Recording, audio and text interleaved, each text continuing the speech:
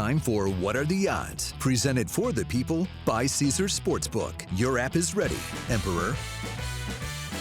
Sal and Dani back with us for What Are the Odds? All right, so the Mets are minus 220 to win the division when push comes to shove. Sal, I think I know your answer to this, but do you think the Mets hold off the Braves and win the NL East? Yes, of course. I mean, I've been saying it since May 31st, but who's counting, that the Mets are going to win the division. And I do think this is a tough stretch here for Atlanta. Look, at some point, they're going to lose some games. They lose the first game with the Mets off. Obviously, good thing for the Mets now gaining that half a game. But Philadelphia is going to be a tough opponent here for Atlanta. They've struggled against good teams on the road. That's what they have for these 4 games. Now 3 games remaining. Obviously 3 on the road against the Nationals should be a little bit easier, but the Mets have a soft schedule themselves.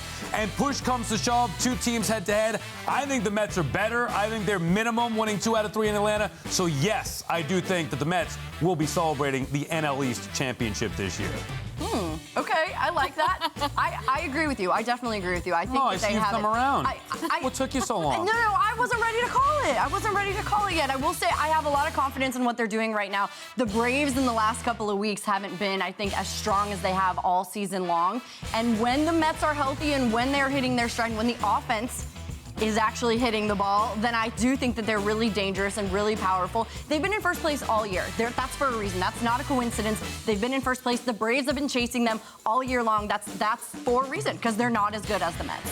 But do you think, Dani, that is it really the end of the world if they don't win it? Yes. 100% yes. I'll give you 2 reasons. Number 1 is because they're head-to-head against the Cardinals and the Phillies, which is who they would face in the LDS, 19-7.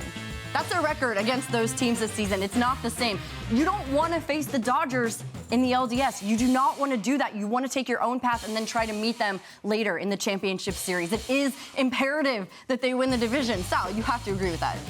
It might be the end of the world for my Twitter mentions, but it will not be for the Mets. They'll be fine regardless. Now, obviously, you don't want to have to play the extra series, but remember, all 3 games, if 3 are needed, would be at Citi Field. The Mets have been excellent there. They still have the pitching to line up with anybody in the postseason with DeGrom and Scherzer. So, no, getting to the postseason and having to take a wild card or play the wild card round wouldn't be ideal at this particular point, but it is not the end of the world. I still think the Mets, even if they just get in, which they are, they could still go out there and win a World Series. But we want them to win the division. I have a hot take. I don't think playing an extra series is bad because a lot of times when people take hiatus, if they get out of whack and, after an All-Star break and stuff like that. Terry Collins brought that up on Baseball Night in New York. After his Mets swept the Cubs in 2015 in the NLCS, they had a layoff before the World Series. He thought they were rusty, and this is something new, Michelle. I think it's a good point. Because of the buys, we don't know. Yeah. It's great to have full rest, but you don't know how it's going to affect the team. I think it could have a negative impact. All right, well, we will keep our fingers crossed for your ego because none of us want to be dealing with that.